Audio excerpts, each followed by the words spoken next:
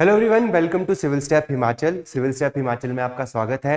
तो देखिए, आज हम आपके साथ डिस्कस करने वाले हैं इकोनॉमिक सर्वे का एक और चैप्टर नंबर 18 है, जिसका नाम है डिजिटल टेक्नोलॉजीज एंड गवर्नेंस। तो इससे रिलेटेड जो भी इंपॉर्टेंट इंफॉर्मेशन है इकोनॉमिक सर्वे में, उसके बारे में आज हम डिस्कस करने वाले हैं। तो चलिए स्टार्ट करते हैं आज की वीडियो। चलो, तो देखो, जैसे कि आपको पता है कि चैप्टर का जो नाम है that is digital technologies and governance. देखो, सबसे पहले हमारे को ये चीज समझनी पड़ेगी कि digital technologies and governance basically इनका आपस में रिलेशन क्या है। देखो, आज के टाइम में ना मैक्सिमम लोग जो हैं वो जो है डिजिटली कनेक्टेड है। सब लोग आपके इंस्टाग्राम पे आपको दिखेंगे, फेसबुक पे दिखेंगे, व्हाट्सएप पे दिखेंगे। तो बेसिकली जो डिजिटल लिटरेसी है वो धीरे धीरे बढ़ती जा रही है और गवर्नमेंट को भी चेंजिंग टाइम्स के साथ चेंज होना पड़ता है। और जितनी भी गवर्नमेंट की सर्विसेज थी, पहले जो ऑफिसेज जाके आपको सर्विसेज लेनी पड़ती थी, अब धीरे धीरे वो आपके कंप्यूटर स्क्रीन पर या फिर आपके स्मार्टफोन स्क्रीन पर शिफ्ट होती जा रही है। मतलब यहां पे क्या है कि जो गवर्नेंस है वो और भी ज्यादा अच्छी होती जा रही है, सिटीजन सेंट्रिक गवर्नेंस होती जा रही है। ठीक है, चलो, तो देखो यहां पे इसी चीज को हिमाचल में करने के लिए जो डिपार्टमेंट रिस्पॉन्सिबल है that is digital technologies and governance department, है ना। इसको बोलते हैं department of digital technology and governance, और शॉर्ट फॉर्म में डीडीटीजी भी इसको बोल देते हैं। ठीक है, अब देखो, अभी अगर मैं बताऊं तो 300 से ज्यादा सर्विसेज ऑनलाइन अभी अवेलेबल है हिमाचल प्रदेश की मैं अगर बात करूं। ठीक है, चलो, तो उसमें से कुछ एग्जांपल्स आपको यहां पे दिए गए हैं। आगे इनके बारे में डिटेल में हम डिस्कस करेंगे। जैसे हिमाचल ऑनलाइन सेवा, ये आपका MMSS हेल्पलाइन 1100, ठीक है, और आपका ई ऑफिस हो गया, हिम्सॉन हो गया, स्टेट डाटा सेंटर हो गया। तो इस तरह की फैसिलिटीज हैं। इस चैप्टर में हम इन्हीं गवर्नेंस इनिशिएटिव के बारे में बात करने वाले हैं। ठीक है, चलो, तो देखो यहां पे सबसे इंपॉर्टेंट चीज यहां पे क्या है। सबसे पहली चीज यहां पे है जो हम आज डिस्कस करने वाले हैं, वो है मुख्यमंत्री सेवा संकल्प हेल्पलाइन। मुख्यमंत्री सेवा संकल्प हेल्पलाइन जो है 1100 एक नंबर है जिसपे आप कॉल कर सकते हो और जितने भी आपके ग्रीवेंसेस हैं, है ना, ग्रीवेंसेस हैं, उनको रिड्रेस आप यहां पे करवा सकते हो। ठीक है, चलो, तो देखो मुख्यमंत्री सेवा संकल्प हेल्पलाइन जो है ग्रीवेंस रिड्रेसल मैकेनिज्म है गवर्नमेंट ऑफ हिमाचल प्रदेश का, जो सिटीजन्स को अलाउ करता है to register complaints, grievances and suggestions through the toll free number 1100। ठीक है, तो 1100 नंबर पे आप कंप्लेंट्स रजिस्टर कर सकते हो। अगर आपको कोई सजेशन देना है तो आप सजेशन भी दे सकते हो। बेसिकली जो भी ग्रीवेंसेस आपके हैं, 1100 नंबर आप डायल करो, आप यहां पे इस नंबर के थ्रू, है ना, आपको आपकी जो प्रॉब्लम है उसका सॉल्यूशन मिल जाएगा। अब देखो की ऑब्जेक्टिव क्या है इसका, ये जो लॉन्च करने का इसका ऑब्जेक्टिव है to provide citizen with easy and accessible grievance redressal system, ताकि आप अपनी कंप्लेंट्स जो है उसको गवर्नमेंट अथॉरिटीज तक पहुंचा सको। ठीक है, ये चीज है। अकाउंटेबिलिटी और ट्रांसपेरेंसी बढ़ाना, और सिटीजन्स को जो सर्विसेज हैं वो टाइम बाउंड मैनर में मिले। ऐसा ना हो कि आप सरकारी ऑफिस के चक्कर काटते रहो, है ना। आपको क्या है, टाइम बाउंड मैनर में यहाँ पे सर्विसेज मिले। अब अगर मैं यहाँ पे बात करूं इसके तहत अभी तक इकोनॉमिक सर्वे में जो डाटा दिया गया है उसके तहत क्या हुआ है, देखो 9,18,000 कंप्लेंट्स जो है यहाँ पे रिसीव हुई हैं और उसमें से 98% जो कंप्लेंट्स है उसका सॉल्यूशन निकाला गया है। ये इकोनॉमिक सर्वे का यहाँ पे डाटा है। और देखो काफी ज्यादा यहाँ पे लोगों ने बोला है कि भाई सेटिस्फैक्टरी हमारे को लगा जो यहाँ पे हमारा यहाँ पे जो सॉल्यूशन निकाला गया है हमारी प्रॉब्लम का। तो इस तरह की कुछ चीजें यहाँ पे आपको दी गई है। यहाँ पे डाटा दिया गया है जिसको आप थोड़ा बहुत रिमेंबर कर लेना, इतना ज्यादा याद करने की जरूरत नहीं है, बट लगभग 9 लाख के करीब, है ना, कंप्लेंट्स यहाँ पे आई हैं, ये आप याद रख सकते हो। इसके साथ देखो अब क्या किया गया है कि एक यूनिफाइड कॉल सेंटर इसको बना दिया गया है। बेसिकली एक ही नंबर होगा 1100 जिसके तहत आप वेरियस सर्विसेज ले सकते हो। फॉर एग्जांपल HRTC से रिलेटेड कोई इंफॉर्मेशन चाहिए तो you don't have to dial another number. पहले अलग अलग नंबर्स होते थे इनके लिए, अब आपको क्या है, एक नंबर पे डायल करो, इसी पे ही HRTC की भी फैसिलिटीज मिल जाएंगी, है ना, GST, है ना, PDS सिस्टम, है ना, आपकी सोसाइटी डिपो में खाना नहीं आ रहा है, वो सारी प्रॉब्लम्स आप इस जो नंबर है 1100 इस पे करके अपनी ग्रीवेंसेस रिड्रेसल कर सकते हो। ठीक है, अब व्हाट्सएप चैटबॉट भी देखो एक लॉन्च किया गया है, जो नंबर यहाँ पे 9418601100, 1100 लास्ट में देखो इसमें भी ऐड किया गया है। ठीक है, आई होप ये चीज आपको समझ आई होगी। इसके बाद देखो यहाँ पे दूसरी जो इंपॉर्टेंट चीज है जो इकोनॉमिक सर्वे में दी गई है वो है Himachal Pradesh state data centre. अब देखो ये स्टेट डाटा सेंटर है क्या, सबसे पहले ये समझना। देखो ये क्या प्रोवाइड करता है, secure hosting, data storage, connectivity, backup and other facility. देखो डाटा सेंटर्स जो है वो बहुत ज्यादा इंपॉर्टेंट होते हैं। हिमाचल प्रदेश के जो वेबसाइट आप देखते हो, अलग अलग वेबसाइट्स होती है गवर्नमेंट की, उनके ऊपर जो डाटा स्टोर किया गया है काफी ज्यादा काफी ज्यादा कॉन्फिडेंशियल डाटा है वो, है ना, काफी ज्यादा इंपॉर्टेंट डाटा है। तो यहाँ पे डाटा की चोरी ना हो, ये सारी चीजें ना हो, इसके लिए एक सिक्योर डाटा सेंटर यहाँ पे बनाया गया है। ये आपकी देखो होस्टिंग फैसिलिटी, डाटा जो आप स्टोर किया जाता है, कहीं तो कहीं डाटा स्टोर होगा ही, तो उसको स्टोरेज की फैसिलिटी यहां पे प्रोवाइड करता है, कनेक्टिविटी, बैकअप, ये सारी फैसिलिटी यहां पे प्रोवाइड करता है। ठीक है, एक सेंट्रलाइज्ड इंफ्रास्ट्रक्चर है बेसिकली, जो अलग अलग टाइप की जो यहाँ पे डिजिटल सर्विसेज है, एप्लीकेशंस जो यहाँ पे बनाई गई हिमाचल प्रदेश गवर्नमेंट के द्वारा, उनको यहाँ पे सिक्योर करने का काम करता है। सेंट्रलाइज्ड इंफ्रास्ट्रक्चर, इसके लिए यहाँ पे डाटा सेंटर बनाया गया है। ठीक है, चलिए जी, तो देखो इसके तहत देखो कितनी एप्लीकेशंस को होस्ट करता है ये, अलग अलग 291 एप्लीकेशंस को, 75 न्यू एप्लीकेशन अभी रिसेंटली ऐड हुई है, और अलग अलग टाइप की सर्विसेज ये प्रोवाइड करता है। G2G यानी गवर्नमेंट टू गवर्नमेंट सर्विसेज, है ना, G2C government to consumer services, company services sorry, है ना, और G2B है ना बिजनेस सर्विसेज, G2C बेसिकली आपका कंज्यूमर हो गया। ठीक है, बेसिकली सिटीजन के साथ जो हो गया आपका G2C हो गया। ठीक है, तो G2G हो गया आपका government to government services, G2C यानी गवर्नमेंट टू सिटीजन, और G2B यानी गवर्नमेंट टू बिजनेस सर्विसेज यहां पे प्रोवाइड की जा सकती हैं। ठीक है, तो ये चीज हमने देख ली। होस्टिंग पॉलिसी यहां पे इसी चीज के लिए यहां पे क्या की गई है, होस्टिंग पॉलिसी भी हमारी जो गवर्नमेंट है उसने लॉन्च करी है। चलिए जी नेक्स्ट देखें अगर, तो यहां पे अगली जो चीज है वो है हिम परिवार। इंपॉर्टेंट चीज है भाई हिम परिवार। क्या है हिम परिवार? हिम परिवार एक फैमिली सेंट्रिक डिजिटल प्लेटफॉर्म है of the government of Himachal Pradesh. क्या है भाई? ये फैमिली सेंट्रिक डिजिटल प्लेटफॉर्म है। अब देखो यहां पे क्या होगा, जितनी भी जो फैमिलीज होंगी हिमाचल प्रदेश में, उनसे रिलेटेड इंपॉर्टेंट इंफॉर्मेशन यहां पे रखी गई होंगी। इससे क्या फायदा होगा? इससे देखो ये फायदा होगा कि गवर्नमेंट को पता चलेगा कि भाई कौन सी फैमिली किस पर्टिकुलर स्कीम के लिए एलिजिबल है। या फॉर एग्जाम्पल अगर आपको भी नहीं पता है कि आप कौन कौन सी स्कीम्स के लिए एलिजिबल हो, तो आप जाओ हिम परिवार में रजिस्टर करो, है ना, और उसके बाद यहां पे जब आप जाओगे तो आपको पता चलेगा कि ये वाली स्कीम्स जो है, ये वाली स्कीम्स के लिए हम एलिजिबल है।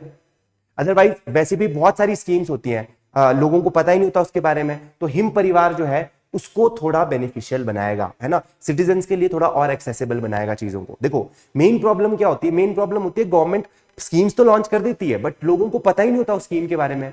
तो कहीं ना कहीं आप ये जो हिम परिवार है इसके थ्रू ये यहाँ पे चीजें देख सकते हो, वेलफेयर स्कीम्स देख सकते हो कि कौन सी के लिए आप यहाँ पे एलिजिबल हो। ठीक है, तो देखो सेंट्रलाइज डेटाबेस मैनेज करेगा फैमिलीज का, ठीक है, ये मेंटेन करेगा। Second, link family member with various government schemes and services, ठीक है, और target to improve targeting and delivery of welfare benefits. Basically ये इसके ऑब्जेक्टिव है। Data driven governance and planning यहाँ से बहुत अच्छे से हो पाएगी।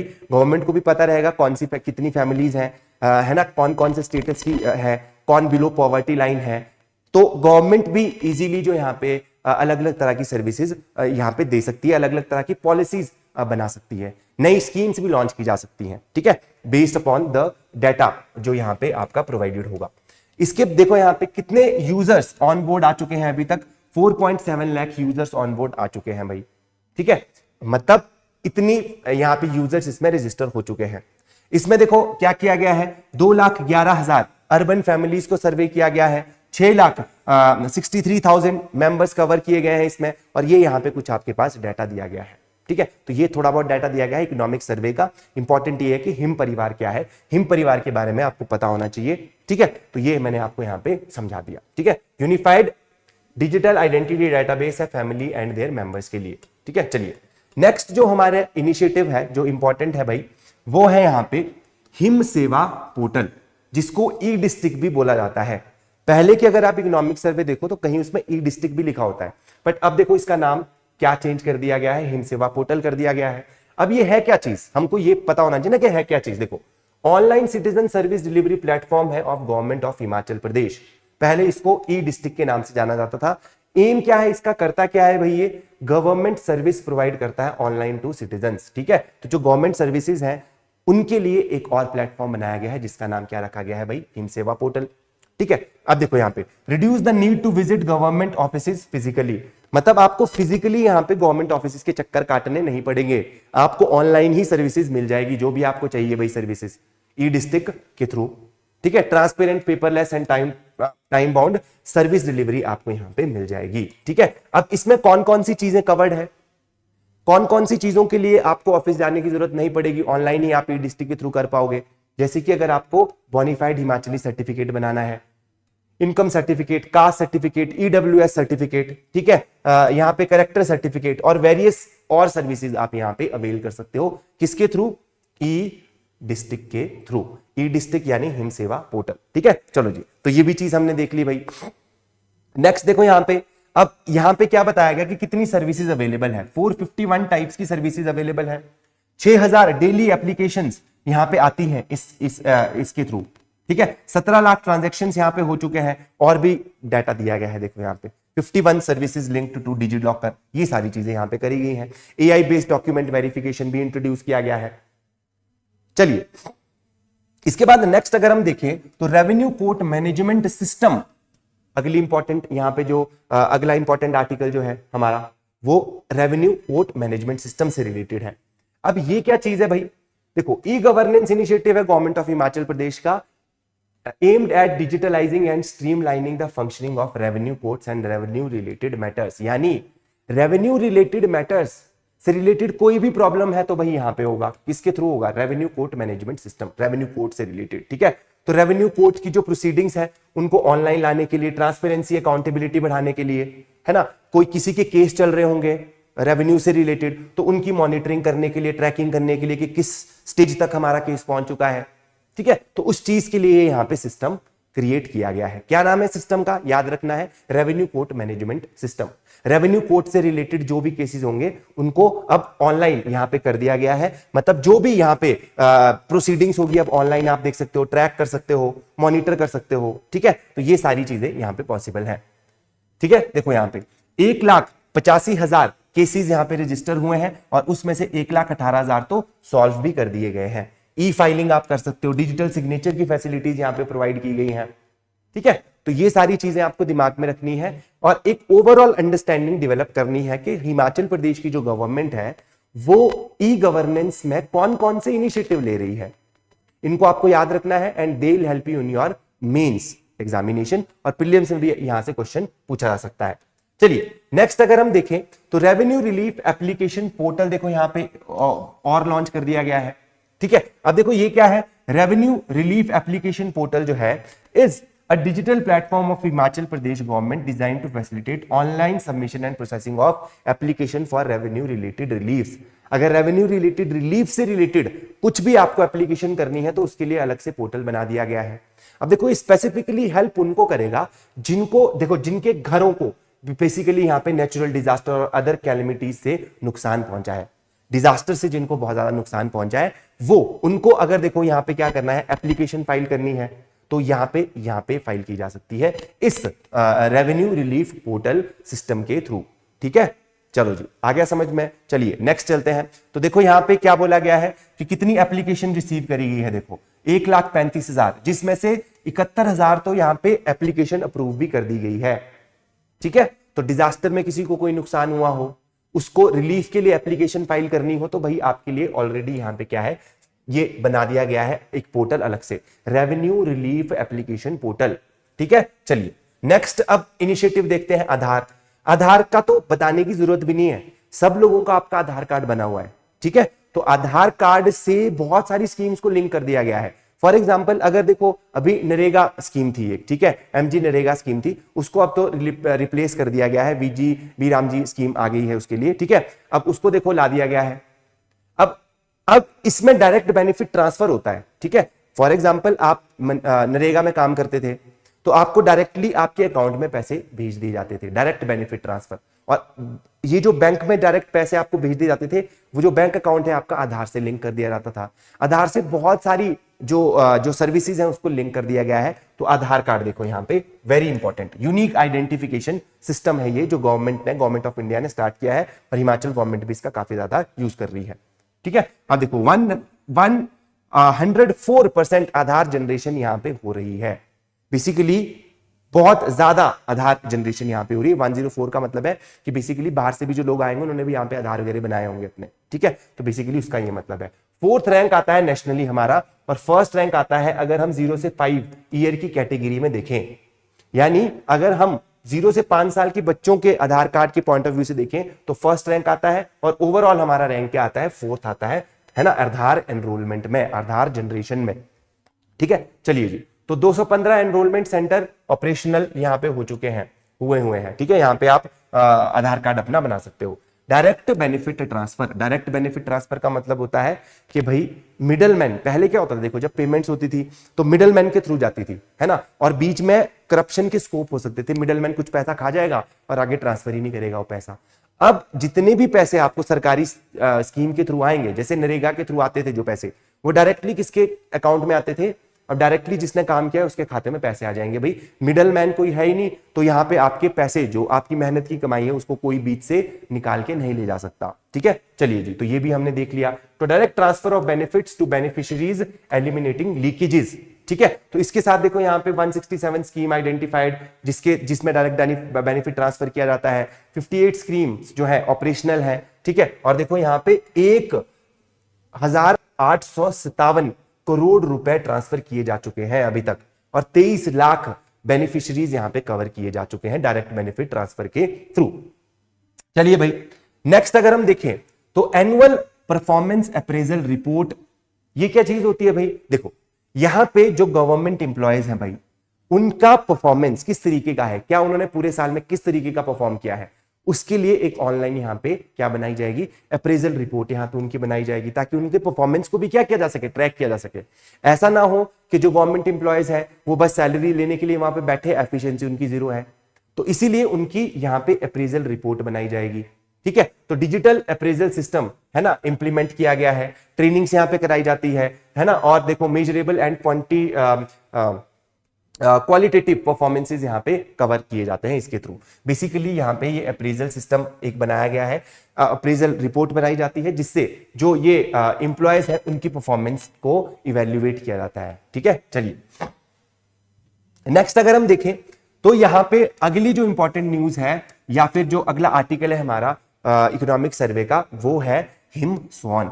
हिमस्वान का क्या मतलब है, Himachal Pradesh state wide area network. सबसे पहली इंपॉर्टेंट चीज तो ये, अब देखो काम क्या है इसका, देखो हिमाचल प्रदेश में बहुत सारे आपके जो है गवर्नमेंट ऑफिसेज हैं, इनके बीच में आपस में कनेक्टिविटी तो होनी चाहिए ना, इस कनेक्टिविटी को प्रोवाइड करने का काम करता है हिमस्वान, डिजिटल कनेक्टिविटी प्रोवाइड करने का। ठीक है, to provide secure and reliable communication network connecting government offices institution across the state, यानी जो डिफरेंट डिफरेंट ऑफिसेज हैं उनके बीच में एक सिक्योर नेटवर्क प्रोवाइड करने का। आपको पता है साइबर क्राइम्स कितने बढ़ रहे हैं, तो एक सिक्योर सिस्टम होना चाहिए दो ऑफिसेज के बीच में, क्योंकि यहां पे बहुत कॉन्फिडेंशियल इंफॉर्मेशन शेयर की जाती है।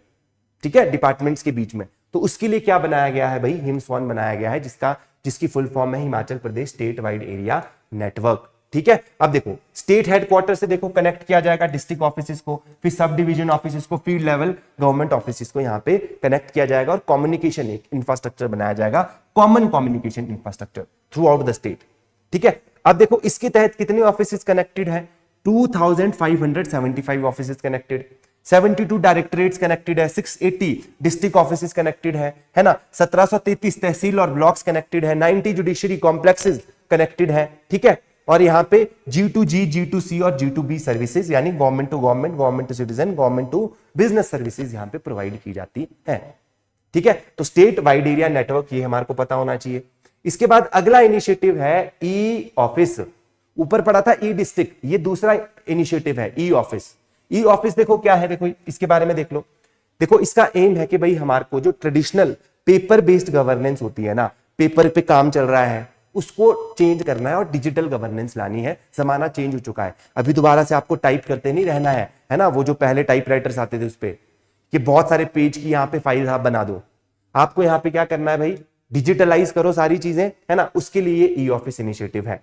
ठीक है, तो गवर्नमेंट में पेपर वर्क जो है उसको रिड्यूस करके डिजिटल मतलब जो है गवर्नेंस वहां पे करनी है। जितने भी वहां पे पेपर वर्क होता था पहले वो डिजिटली हो भाई अब। ठीक है, तो यहाँ पे देखो it facilitate electronic movement and processing of government files, कि जो फाइल्स जा रही हो, मूवमेंट हो रही हो, अब प्रॉपर फिजिकली उनको मूव ना कराना पड़े, ऑनलाइन ही उनको यहाँ पे ट्रांसफर कराया जा सके। ठीक है, in different offices of government. ठीक है, तो देखो यहाँ पे reduce dependence on physical files and paper work, ये इसका काम है। Digital creation, to enable digital creation, movement and processing of files, ये सारी चीजें। फास्टर मूवमेंट एंड ट्रांसपेरेंट, ये सारी चीजें। अकाउंटेबिलिटी, मॉनिटरिंग, ये सारी चीजें यहाँ पे बढ़ेंगी, ठीक है। और पेपर भी बचेगा, पेड़ कम कटेंगे। अब देखो यहाँ पे कितने ऑफिसेज को कनेक्ट किया गया है, 247 offices on board, 108 secretariat branches को कनेक्ट किया गया है, 98 डायरेक्टरेट्स को, 12 डीसी ऑफिसेज को। इसमें देखो e sign, VPN access, file tracking, इन सारी चीजों की फैसिलिटी अवेलेबल है, ठीक है। चलो, तो हमने देखा ई ऑफिस इनिशिएटिव। नेक्स्ट अगर हम देखें तो अगली चीज है यहाँ पे सीएम डैशबोर्ड। क्या है भाई? CM dashboard. अब देखो ये चीज है क्या सीएम डैशबोर्ड? सीएम डैशबोर्ड है तो बेसिकली सीएम से रिलेटेड होगा। सीएम और अदर जो हायर अथॉरिटीज पे ऑफिसर्स बैठे हैं, वो जितने भी प्रोग्राम्स चल रहे हैं, प्रोजेक्ट्स चल रहे हैं, क्या वो टाइमली कंप्लीट हो रहे हैं, उनको प्रॉपर ट्रैक करने के लिए उनके लिए एक अलग से यहां पे प्लेटफॉर्म बनाया गया है जिसको बोला गया CM dashboard. E governance and monitoring platform है गवर्नमेंट ऑफ हिमाचल प्रदेश का, जहां पे chief minister senior government officials with, है ना, उनको प्रोवाइड करता है with real time information, performances and progress of various government departments, schemes and projects. कि स्कीम्स का क्या प्रोग्रेस है, प्रोजेक्ट्स की क्या प्रोग्रेस है, वो यहां पे सीएम डैशबोर्ड के थ्रू आपको यहां पे पता चलेगी। 69 की परफॉर्मेंस इंडिकेटर ट्रैक यहां पे किए गए हैं, 8 डिपार्टमेंट्स कवर किए गए हैं, ये सारी चीजें यहां पे देखो हैं। डाटा ड्रिवन डिसीजन मेकिंग ये अलाउ करता है कि भाई सीएम को पता होगा कि कौन कौन से प्रोजेक्ट किस हिसाब पे चल रहे हैं, कौन से प्रोजेक्ट्स कंप्लीट हो चुके हैं। तो अब जो वो डिसीजन लेगा वो कैसा लेगा? डाटा ड्रिवन डिसीजन, डाटा के बेसिस पे डिसीजन लिया जा रहा है, रादर देन की बस ऐसे ही चल रहा है काम धक्के से, ठीक है। तो उसके लिए यहां पे क्या है, सीएम डैशबोर्ड बनाया गया है। देखो अब इन्वेस्टमेंट एंड इंडस्ट्री प्रमोशन भी हमारी जो सरकार है वो कर रही है ना। देखो यहां पे software technology park of India centre यहां पे बनाया गया है, कहां पे? शिमला एंड कांगड़ा में, क्षेत्रों में यहां पे बनाया गया है। Centre of excellence information technology बाकना घाट में बनाया गया है भाई, ठीक है। आर्टिफिशियल इंटेलिजेंस एंड लर्निंग के लिए यहां पे बनाया जा रहा है, ठीक है। और 10,000 स्क्वायर फीट का यहां पे इंक्यूबेशन स्पेस भी देखा गया है इस चीज के लिए, समझ रहे हो। तो ये सारी चीजें भी यहां पे स्टेट गवर्नमेंट कर रही है। स्पेसिफिकली ये दो चीजें याद रख लेना, सेंटर ऑफ एक्सीलेंस जो है इंफॉर्मेशन टेक्नोलॉजी का वाकना घाट में बन रहा है, और सॉफ्टवेयर टेक्नोलॉजी पार्क्स जो है वो कहां पे बन चुके हैं? आपके शिमला और कांगड़ा में, ठीक है। चलो ये चीज। अब देखो ड्रोन्स और यूएवी यानी अनआर्म्ड एरियल व्हीकल प्रोजेक्ट यहां पे स्टार्ट किया गया है, जिसके तहत देखो ड्रोन्स का यूज किया जाएगा। किस चीज के लिए? Disaster management. जब डिजास्टर आता है ना, जैसे हिमाचल प्रदेश में डिजास्टर आया, रोड सारे ब्लॉक हो गए, तो अगर रिलीफ ऑपरेशन चलाने हैं, एक तरीके से देखना है, मॉनिटर करना है कि कितना नुकसान हुआ है, तो वो ड्रोन्स की हेल्प से किया जा सकता है ना। खाना वगैरह उन पर्टिकुलर जगहों तक पहुंचाने का काम भी ड्रोन कर सकता है, तो उसके लिए ये इनिशिएटिव चलाया गया है। और उसके तहत देखो 3 जो ड्रोन स्टेशन है उसको प्रपोज किया गया है, 2 लार्ज ड्रोन प्रोक्योर भी किए गए हैं, बड़े बड़े ड्रोन जो यहाँ पे हैवी लिफ्टिंग यहाँ पे कर सके,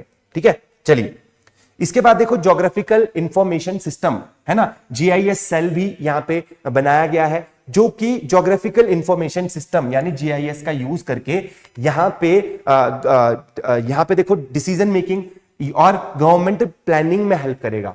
फॉर एग्जांपल अगर मान लो आपको क्या करना है, आपको रोड्स बनाने हैं हिमालयन एरियाज में, हिमाचल वाले एरिया में रोड बनाने हैं और उसकी मैपिंग करनी है, एचआरटीसी के लिए रूट्स बनाने हैं, तो आप क्या कर सकते हो भाई? जीआईएस की हेल्प ले सकते हो, सैटेलाइट्स की हेल्प ले सकते हो, और यहां पे बता सकते हो कि किस तरीके से रोड्स बनाए जा सकते हैं, कौन सी जगह सही रहेगी रोड बनाने के लिए, ठीक है। तो ये सारी चीजें यहां पे यूज की जा सकती हैं इसके तहत, ठीक है। डिसीजन मेकिंग में जीआईएस के लिए सेल बनाया गया है, जो कि जियोग्राफिकल इंफॉर्मेशन सिस्टम की हेल्प से यहाँ पे डाटा कलेक्ट, मैनेज, एनालाइज करेगा, और उसकी हेल्प से हमारे को गवर्नमेंट प्लानिंग और डिसीजन मेकिंग में हेल्प होगी। इसके तहत देखो हिमसॉन मैपिंग कंप्लीट हो चुकी है। यहाँ पे village and infrastructure geo tagging यहाँ पे हो सकती है। फॉर एग्जांपल गांव में गौशालाएं बन रही है मान लो, तो गौशालाएं बनी कि नहीं बनी उसको प्रॉपर टैग किया जा सकता है कि भाई इस पर्टिकुलर जगह पे, इस लोकेशन पे गौशाला बनी है, और फोटोज अपलोड करके प्रॉपर मॉनिटरिंग भी हो सकती है कि यस इस जगह पे गौशाला बनी है, रादर देन की यहाँ पे पैसे ले लिए गए और जगह पे गौशाला बनी है ही नहीं और हमने बता दिया कि गौशाला पेपर पे तो लिख दी। पर यहाँ पे आप इसकी हेल्प से प्रॉपर जगहों पे जाके देख सकते हो कि कहां पे किस लोकेशन पे गौशाला बनी है, और आप वहां पे उसकी फोटोज भी देख सकते हो। ये मैंने एक एग्जांपल बताया, बाकी टैंक, स्कूल्स, ये सारी चीजें भी इस तरह से जियो टैगिंग की जा सकती है। HRTC के रूट की मैपिंग की जा सकती है। GIS portal, mobile app development की है ना, मोबाइल ऐप डेवलप बहुत सारी चीजें ये करी गई हैं, देखो ठीक है। तो GIS portal and mobile app भी डेवलप करी गई है, ठीक है। चलो, तो ये चीज हमने देख ली। इसके बाद यहां पे देखो क्या है अगला, Himachal Pradesh state electronics development corporation limited. देखो ये चीज क्या है, ये देखो यहां पे ये नोडल एजेंसी है for IT procurement, software development and digital services.